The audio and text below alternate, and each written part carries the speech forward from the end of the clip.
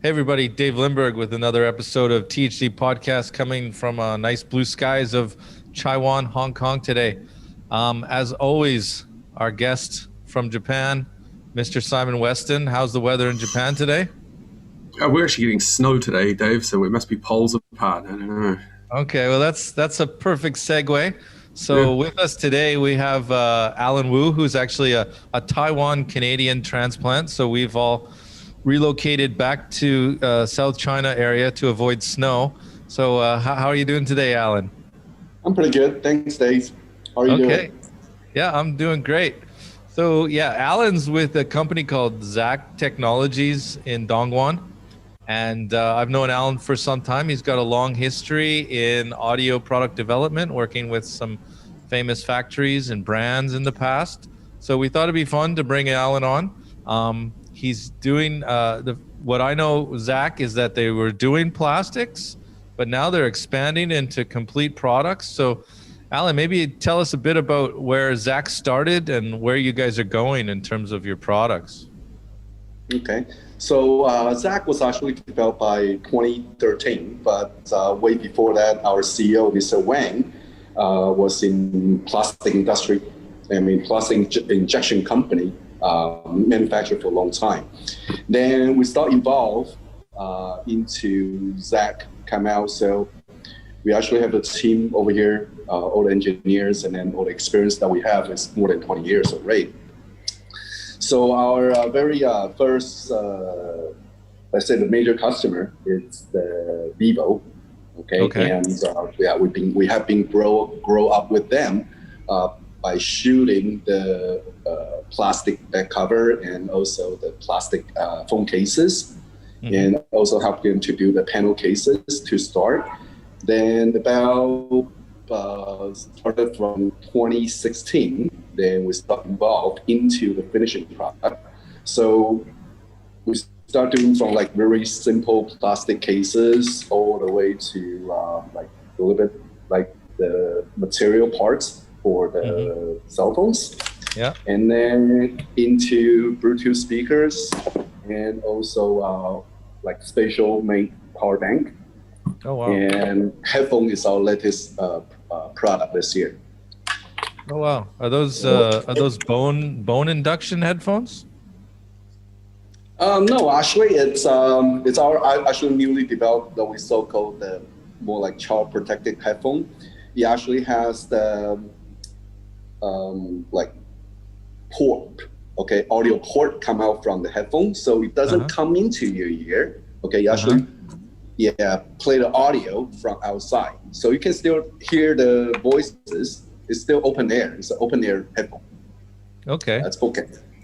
And so Zack, is it correct that the relationship, is it directly owned by the BBK group, or it's indirect, or what's the relationship between BBK? No. We're just good friends. Okay. Good so friends. Mr. Wang has been, Mr. Duan, is the founder. Okay. Mr. Duan is the founder of BBK. And they actually, they go way back when BBK was still doing the cell phones and also DVDs. Yeah. So he was working with them at that time to help them to build out the DVD, the DVD cases and also the phone cases. Okay. So we have a very good relationship with them, and also grow up with them until like the size of Zack right now. Okay. So yeah. Hey, Alan, don't mind if I just kind of, hey, Alan, so could you mention something about the plastic injection technologies that you have available and what they're used in the products? Give us some idea.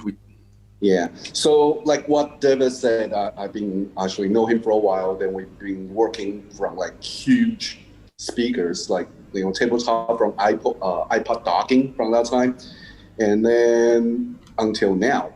So the major difference between Zack and the other injection house, is the precision. We are very high precision compared with the gap, and then also the step that we were dealing with before with the Bluetooth speaker, which was like 0.2. Right now, what Zack can produce is a tolerance under 0.05. So it's really high precision. It's IT grade. Instead of consumer electronic grade, it's IT grade. And what controls the precision? Is it first of all, accuracy of tooling? You're talking about the difference between shots rather than how closely the tool matches the design drawings. You're talking about consistency, right? Yes, it's a consistency. First of all, the major thing, of course, is tooling design.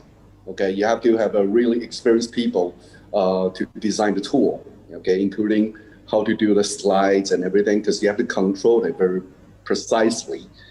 And then the next thing, and also, of course, the material we are using is imported steel. Okay, so from material, we also have to be controlled. Then design. Then, of course, the machines that we're having. All the machine we are having is imported from Japan, brand by Toyo. And, I skipped one part. Also, for the equipment that we are building, okay, when we are doing the tooling, it's from Makina. Okay, it's actually imported from Japan. So it's really high precision. For import those machines, like in early days, okay, you have to actually, those machines have to put in the custom for like half year. They have to do the custom personal check on the owner of the factory to make sure that you are like legitimate to buy those machines, because those machines positioned enough to do weapons. Oh, wow. Yeah. So, but of course, right now, China has become really open now, so it's okay. It's not that difficult anymore, and but we're still using the same grade of machine to build it. So we have mechanical CNC, EDM, WEDM. Okay, this really high grade, and then can create a really high precision tool. Sorry, EDM is electro discharge machining, is it? Yes, exactly. Yeah. And so you use a sparking electronic. A spark actually erodes the material away. Yeah, exactly. What's WEDM? Well, it's basically wiring. Okay, the wire EDM coming up. I see. Okay, got it. Wire EDM. Yeah. Okay, so the WEDM we are using right now, well, they have two kinds. One is the cable, the wire itself can be recycled. But because of the precision that we are dealing with, that those cables now recyclable for us. It's just one through and gone. That's it. Yeah. So after that, with all this equipment to help up to build up the tool, then the injection machine, of course. The injection machine, Toyo injection machine, what we so-called a high-speed injection machine, is different from the, I would say, like more hydraulic injection machine, because when the speed of the plastic going into the tool is controlled digital.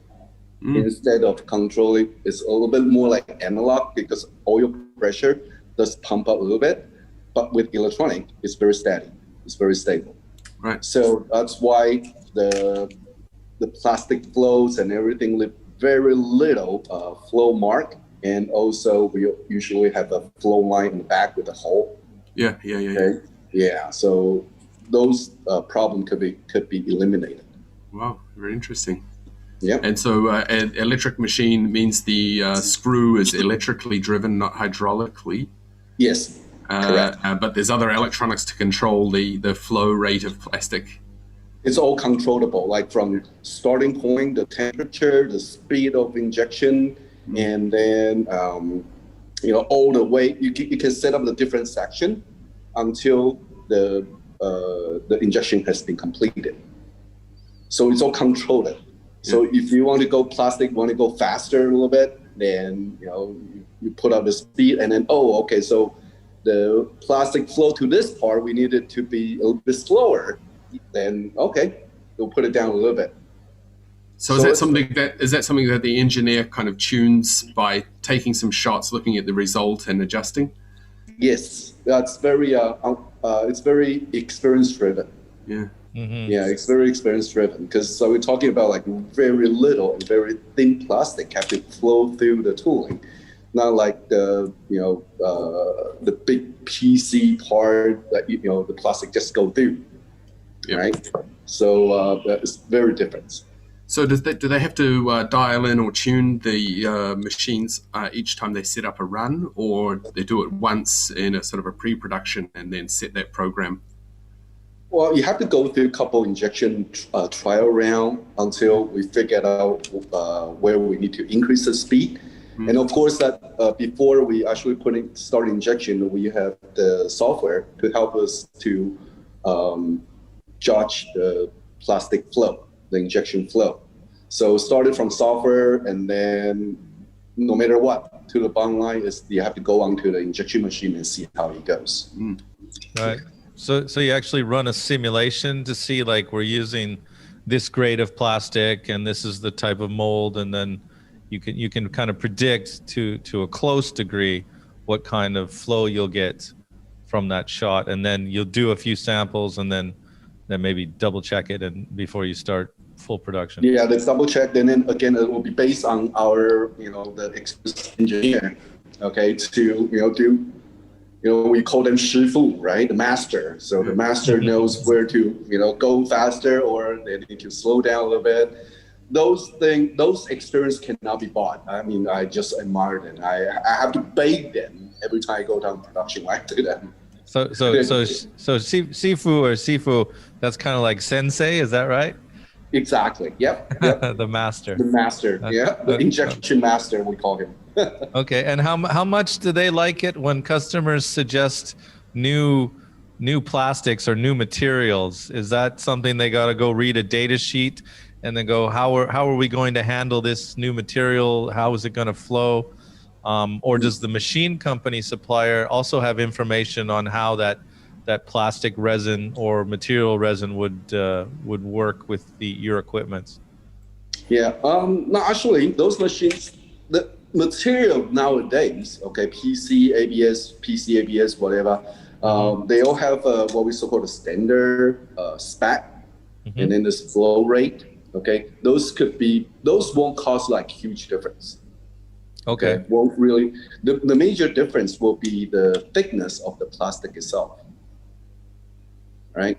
So, yeah, the thinner the plastic, the thinner the tool, the plastic to go through, of course, it will go slower. Right. Mm-hmm. You have to maintain with the events. Here comes the advantage of the Toyo machine, the high-speed injection machine, is that it can actually pump more power to let the plastic go through. Mm. Okay. So we have less problem. That usually we saw that when we're doing some like big speaker, the plastic just cannot fill into that plastic parts. Yeah. So not that much different because of the material itself, unless you adding a lot of stuff. Okay. Like B0 powder, UV powder, then maybe some kind of like a light blocking powder kind of thing. Then the material become really gooey. Then that would make a difference. Interesting. Okay. And now with the background doing like mobile phone housings and such, it sounds like your factory has a good amount of capacity to produce a lot of product. Is there some kind of reference number that we would, how many phone cases per month are you guys capable of? Maybe is a good reference. Okay. I have a couple of samples. This is, I don't know if you guys can see, this is a Vivo's phone cases that actually go with their phone. Yeah. Okay. So for this kind of phone cases, we injected about like 16 million pieces last year. 60.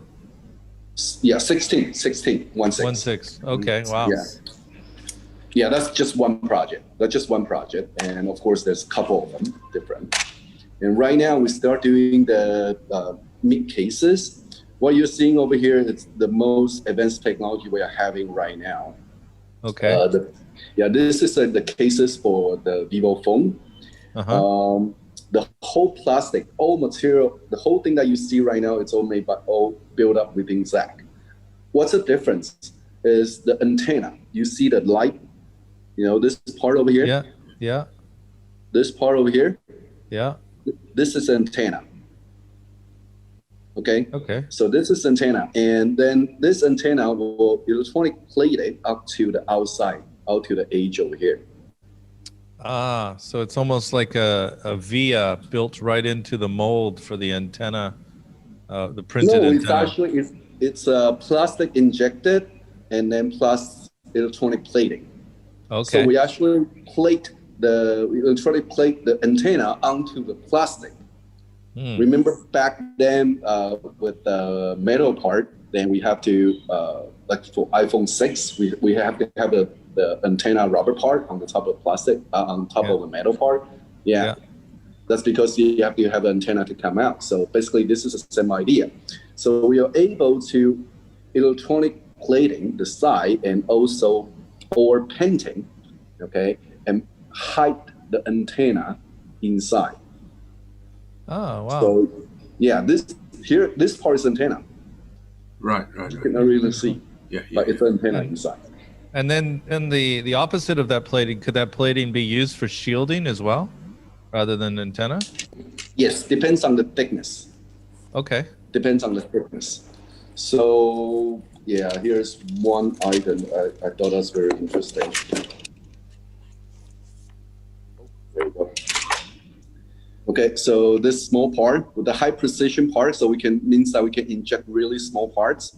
Okay, so this is a headphones top cases. The is a TWS headphone. So the gray part that you see over here, okay, inside, that's antenna. Wow. And that's also done. Okay. So you inject the plastic part, then you put it into a plating process and put a conductor onto the plastic. Exactly. Like yes. And when you put in the PCB, is a pogo pin or something just pins onto that conductive surface? Or that's right. Or soldering? That's right. So it really helped a lot. Okay, really helped a lot on the, nowadays, like TWS is very hot, right? But TWS, the major problem it's a very small cabinet size. Okay, you have to fit in the battery, you have to fit in the PCBA, you have to fit in the speaker, the driver, and also the microphone itself. So with our technology, with this technology over here, then we are able to help out the TWS headphone to reach the best reception performance. Okay. Yeah, so right here, really small. Very cool. Very cool. Do you do anything with sustainable materials? Like if somebody wanted to put an eco-friendly kind of material, or like a recycled plastic or something like that, do you get into those kind of materials at all? We do have the requirement from this, but I guess the major problem with the recycled material in our machine does not really go compatible. Well, I wouldn't say it's not compatible. It's just not effective enough. A little bit too expensive for them. I see. So if somebody the material itself is already expensive. Yeah. And then right now the injection time might be a little bit slower, and because the material is also harder to control the flow rate. So without machine, might not be a good idea to do. Okay. Yeah. Now the true wireless stereo, I mean, that's a good segue perhaps to talk about from that housing of the headphone or a housing for a speaker. Your company has evolved and now doing Bluetooth speakers, headphones as well. And so are you doing the electronics design and acoustic design in-house for those kind of products? Yes, we do. So we do have like 2 acoustic engineer, and then mechanical engineer, of course, and then also electronic engineer. So what we are offering right now for the customer is like we also have an ID designer. Okay. So it's actually one shot. For all the presentation we are having right now, you can tell that. So we are very strong in mechanical, right? The mechanical part is our strengths, and then the electronic nowadays we do the electronic plate. All the platform that we are having could be doing from the Bluetooth speaker, and then all the way to the headphone, and then the power bank. Okay. So this is a custom power bank that we built for Oculus Quest. Oh, cool. Yeah. So yeah, you put up to Oculus Quest, you actually fit into the headset itself, and yeah, and then extend the playtime of it. Okay, so you truly become a robot cyborg. Yeah, you have no idea. I mean, people with this put it on. Okay, they can we can extend the playing time for more than 4 hours. Okay, and we still, I mean, my customers still getting the complaint that they need bigger battery, and I was like, what? So you play VR for more than 6 hours, and then it's still not feel not enough. Right. And so, are a lot of your customers in the audio space? They're brand customers that are coming to you for either Bluetooth accessories or battery pack accessories for their brand products. Do you do ODM product where you'll design complete products and then some people will just relabel them, repurpose them for different geographic markets, or what's your business model for audio? Well, it started from last year, actually. From 2019, okay, we start doing more about OEM projects. Mm-hmm. Okay, actually, Vivo, and then the BBK parts of the business, and so they start doing more, give us more project for us to do more like OEM projects, mm-hmm. And then all this like the battery over here, this is like ODM projects from customer. So customer just tell me what they want, and then we design and from the beginning, until the production.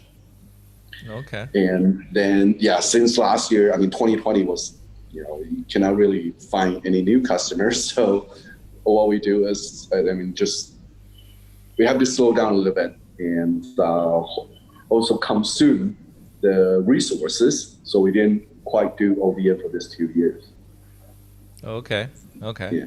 Just jumping around a little bit, I want to ask your advice on something, Alan. That is, you do the tooling, manufacture, and the plastic injection. And in my own experience, quite often we'll move a tooling around. Somebody will build the tooling and then shift it to another factory for injection. And it always ends up in a problem, as there's a problem with the parts. Well, it's a tooling problem, that's an injection problem type of a thing.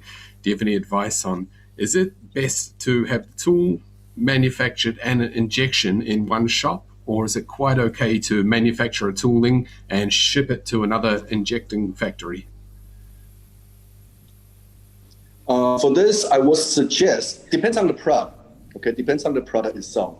For the high precision plastic like this, okay, and really think I will really suggest you stay the tooling house and the injection house to be the same one.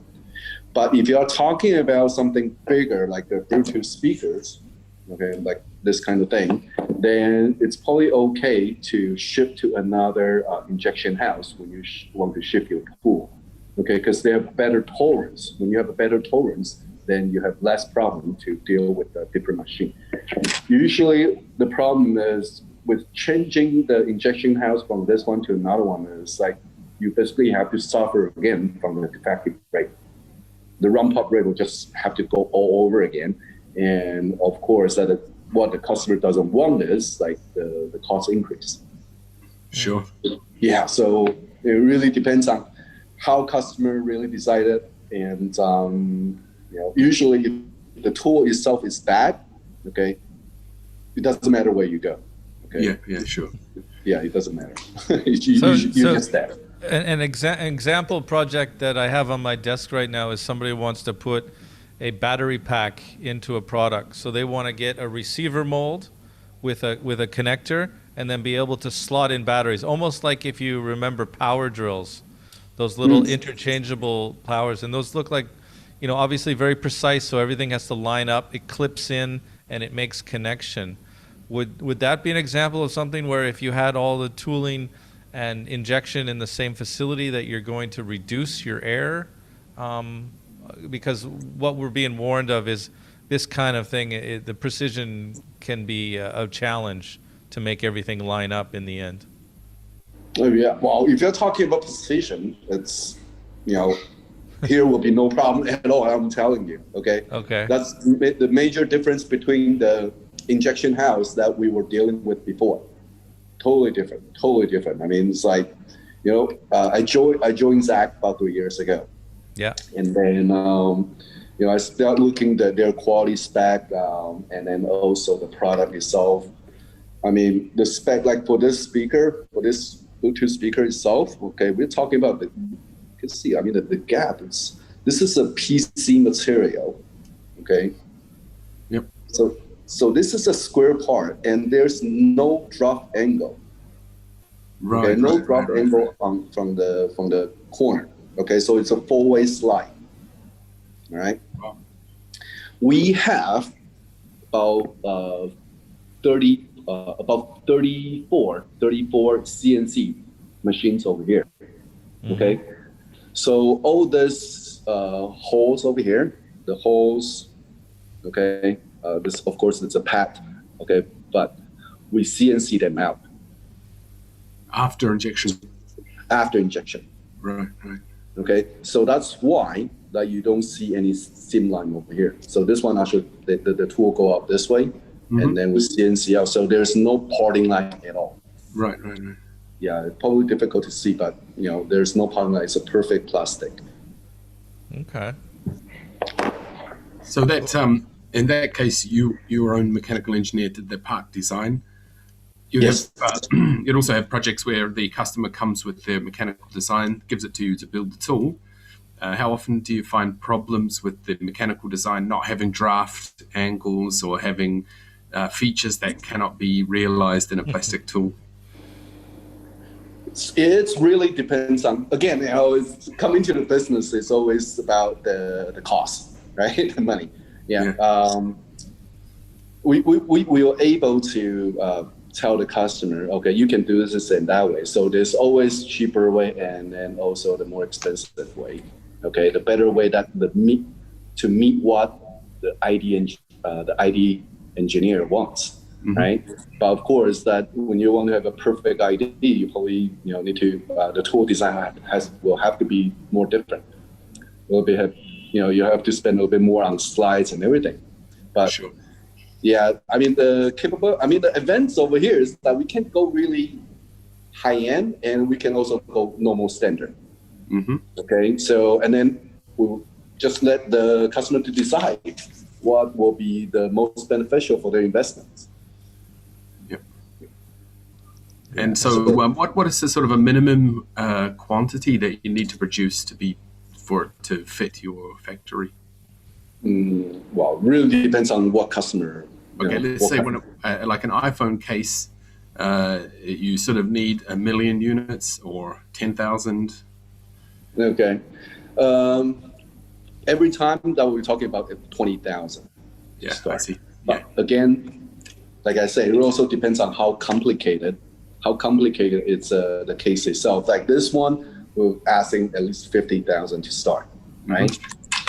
So again, this big protection case that you're seeing over here, okay, this is for the Oculus Quest.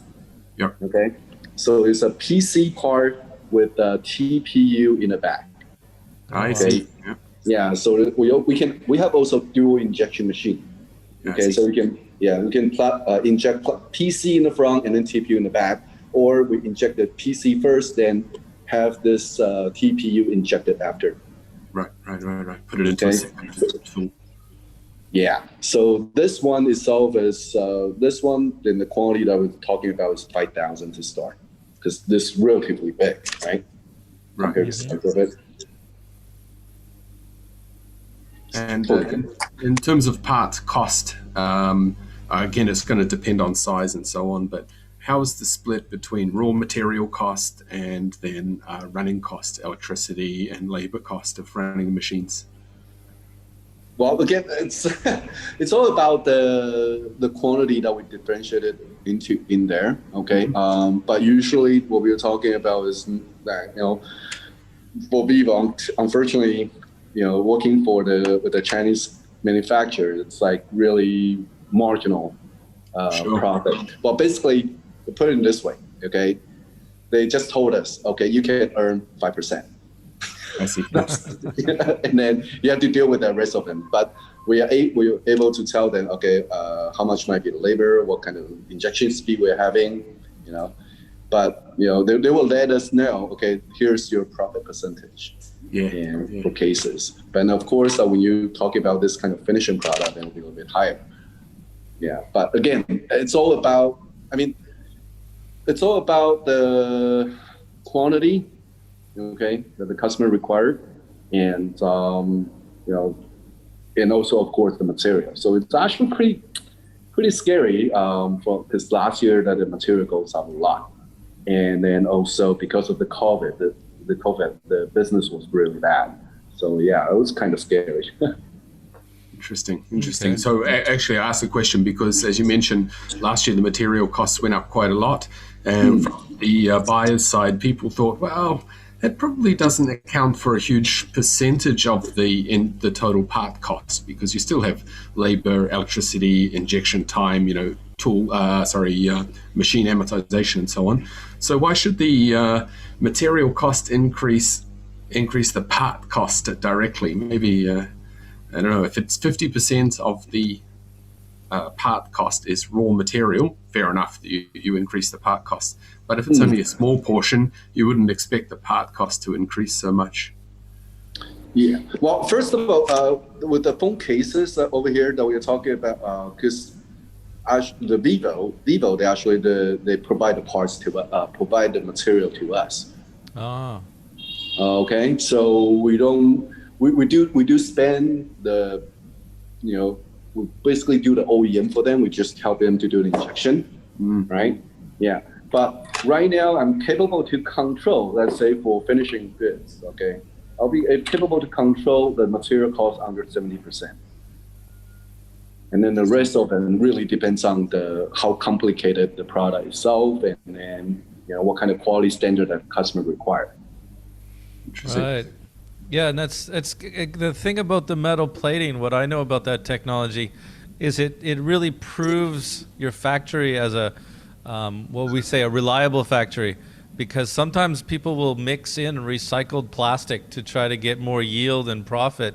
But when you try to do the electroplating on recycled plastic, it tends not to bond because the surface energy has been changed.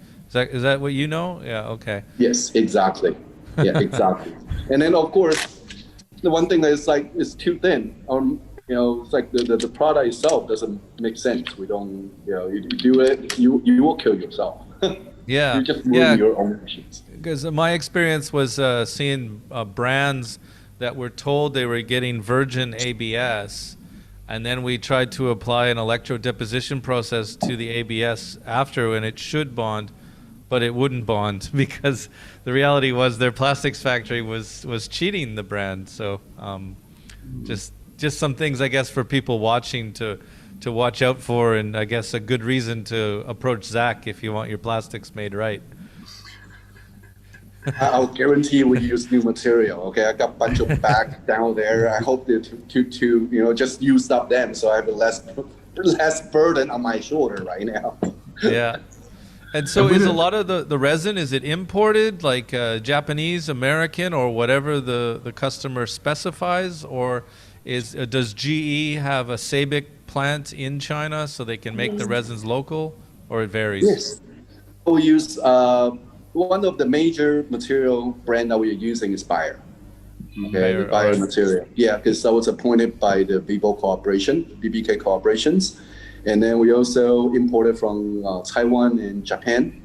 Okay, but it also it really depends on the product itself. The product itself. Like for this material over here, okay, so this is Bayer plastic.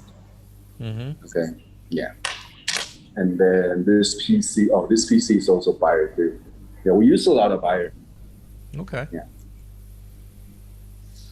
Interesting. So, yeah. And within the family of, let's say you have ABS plastic, people say, what do you make that out of ABS? But there is many kinds of ABS. There's different grades, different types of ABS, or is it quite a uniform? If it's ABS, it's ABS. You can say ABS is ABS. So we also, back then, when I was working for the brand, we usually get a lot of excuses from the engineering injection house that oh, it does make a difference from this ABS to that ABS or whatsoever. What I know right now is I've been cheated for many years. It's not that much difference. Right. Okay, not that much difference. ABS is a general term of this kind of material itself, also with the PC. And then I would say the major difference will be it will become like PC ABS. Mm-hmm. Okay, so it's a combination of the PC and ABS. Yep. Okay. Yeah. So this will make a difference on the performance of plastic itself. That really causes a difference. Okay. So ABS, does it come in different hardnesses, or does it have those type of characteristics? First of all, it's injection temperature. Okay. Mm-hmm. Yeah. So ABS is lower; it's under 100 degrees C. Okay, mm-hmm. And the PC itself can go up to 100 degrees C. Mm-hmm. Okay, and also PC tend to be harder, so it's easier to get cracked. Yes. Right, and ABS is has more elasticity in there, so you can bend it a little bit, no problem. Mm-hmm. Right, but ABS itself is because the material itself is creamy white. Okay, so when you want to have a transparent plastic, like this part over here, this piece, this cannot use ABS. You have to go with the PC. Okay. Yeah, so how you want to use this product and the cosmetic of this product, it's all based on what the ID designer wants, and then we can we provide the material suggestion to the customer, for their choices. Okay, next question on colors. Let's say ABS parts in different colors. Can you produce almost any color, or is there limitations on colors that you can produce? Any color? Yeah, I mean, it's just, you must play, it's like blending into the cream into the coffee. Right? Depends on how many cream that you put it in. Mm-hmm. So we put the color powder into the plastic resin, mix them together, and then just inject them. So okay. you take let's say somebody wants some specific Pantone color. Yes. You'll take a mix of a bit of red and a bit of green or whatever it may be, and mix those. Yes. And test the color until you get the right ratio of color ingredient. Exactly. Yes. Yeah, I mean that's relatively simple right now, how people just putting the plastic powder in there. So for this blue over here, if I put much more blue powder into the plastic, okay, then you'll become solid plastic. Then you will not be see-through plastic. I see. Oh, solid blue, yeah. Right? When you put more powders inside and or the material that we order the material from the resin supplier. Just tell them, okay, I want this color, I want black, I want white, I want transparent. They will just, injection. They will just give us the basic color, then we work from there based on the customer's spatial requirement for color. Interesting. Yeah. Okay. And do you run into some crazy customers that are never satisfied with the color matching? Is that a problem? Oh, geez, Limber. I mean, we've been dealing with this kind of people all the time, isn't it? Yeah. No, I'm just. I think the viewers would like to know, like the color matching, and always can be. People get very fussy because it's their product is their baby, so they want it to be perfect. Well, I mean, for all this year, I don't think any color is difficult to do. It's really how precise that they want to do, because every injection, the weather, the temperature, the humidity will cause a little bit difference into the plastic injection color. So you will be a little bit lighter, you'll be a little bit darker next time.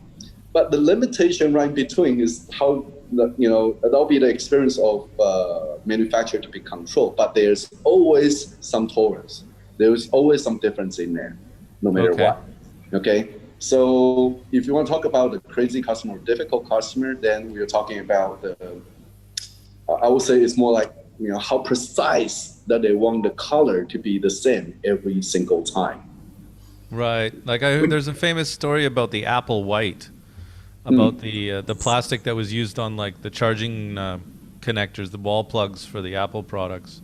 And apparently it was like something, I can't remember who the plastics company invented it, but it was exclusive to Apple for a while. Then somebody reverse engineered it. And so then everybody could start getting that pristine white that Apple was using on their wall plugs. So. Yeah. Okay. I mean, I know that manufacturer. It's about like 30 minutes from us. Yeah. Hey, Ellen, when you're just still going on color, when you're color matching, do you have to inject the real part with a mix, or do you have another technique to test the color without having to inject? Yeah, unfortunately, you have to go for the traditional way. So we mix the powder with mix the plastic and also color powder according to the Pantone spec. Mm-hmm. Then from there, that's based on the experience of our engineer to put in, maybe more black, more blue, how to adjust it until achieving the customer's requirement. So that could be quite an expensive one thing to mention though, also inject. the texture on the plastic itself, will make the color difference. Now, sure. You see this part over here? Yeah. So this is actually the same plastic. We did not paint it. So this part is a high gloss. Yeah. This is a high gloss plastic, and then this is a matte finishing. Okay, just a texture, and then you already create like different color. Yeah, to the customer. Okay, but it's just one single injection. Yeah, exactly. Yeah. So there's many ways that we can avoid the wasting. The most expensive part in China right now, it's actual labor. Okay, it's no longer. The machine, everything is no longer a problem in China. It's more like it's more about labors now. It's also very difficult to hire the labor in China, especially on the South China right now. Okay. So, the presentation I sent to you, then we have putting a lot of automatic arms and like robot arms, and then many of our production equipment right now become semi-automatic or almost fully automatic. Mm-hmm. Okay.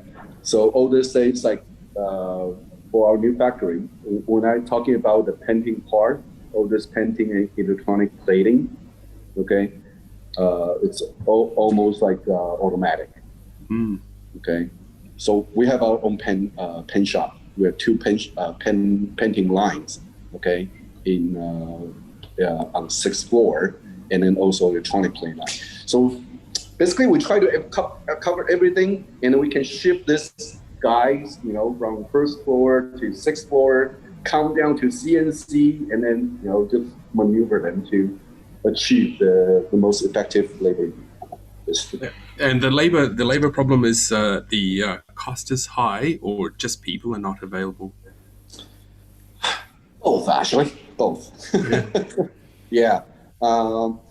First of all, it's getting more difficult to the many manufacturers over here, and then also by what China government is doing right now is moving, develop the eastern part of China. Yeah. Okay, so they create a lot of the industrial area inland, and people just stay at home. They don't have to come all the way to Dongguan, right? So for us, for people in Dongguan in South China, to attract them, we will have to pay more. Yeah. Mm-hmm. So there's advantage. We will be more, I would say, applying to the labor law. Okay, everything is by law. So whatever the benefit they're having, we give it to them, and with a better basic salaries. Inland, you probably don't get that. Okay, but it's closer to your home. Yeah. Yeah. So. Yeah, and then so it's always like this kind of problem for people coming in and out. Sometimes we have to go into one school or go to some certain city and then hiring people, like grab a bunch of people from there to China. To our factory.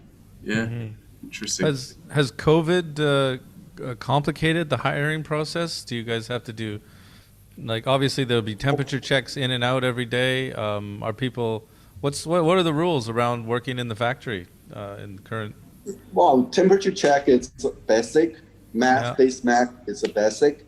Yeah. Right. And then, of course, we're not hiring the people from the, infected area. Hong Kong. Yeah, right. Get out of there, man. Right now, I can tell you, okay, when I do an export right now, we actually I put a special washroom for the Hong Kong driver right now. Oh, really? Yeah. I mean, I just, people get really scared about the Hong Kong driver right now, because there was an incident. Hong Kong driver drive in and then walking around and he got COVID. Yeah. Right. Yeah. So actually, every place around this area is doing this right now. So they're This is a truck driver who lives in Hong Kong. He drives in to pick up the goods and drive them back to the Hong Kong port? Or is it a mainland guy who's driving the goods to the Hong Kong port? I think it's from Hong Kong. This driver is from Hong Kong, but it happens it's a couple months ago already. Yeah. Yeah. But people just, what they do over here is they want to go really tight on the production. You want to go tighter, and I think it has been quite effective. It sounds a bit really cruel, but actually it really depends how people see it. Yeah, it's back then, if I was in Canada, I was like, I cannot. I would just nick out totally. But right now, the way I see over here, I can talk freely without face mask. But actually, I just got my COVID test report this morning, and I'm negative, of course. So, yeah, and you have no idea. It's so cheap over here. Okay, it took me only 30 minutes, 75 RMB. Yeah, done. Okay, that's good. That's good. All right. Anything else you'd like to find out, Simon? Maybe on another day. Yeah, I'm interested in the inside running of plastic injection. Just so we know what to do next time we're negotiating with an injection factory. Yeah, or of course. I mean, the point of this, Alan's available to take people's inquiries. So Alan, we'll put your your sales email in the description in the YouTube video link, and of course everybody watching, please like, subscribe, and you could add comments if any questions. And if Alan doesn't catch it because he's in China behind the firewall, we can pass those questions along for everybody. So yeah, it sounds like Zack's a top kind of factory to get your plastics done, and now expanding into complete products. So I've been there. It's a sharp looking factory, so I recommend people hit up Alan to get some quotes done. So all right. Thank you, Simon. Thank you, Alan. And have a great day, everybody. Excellent. Bye. Thanks, guys. Good to see you.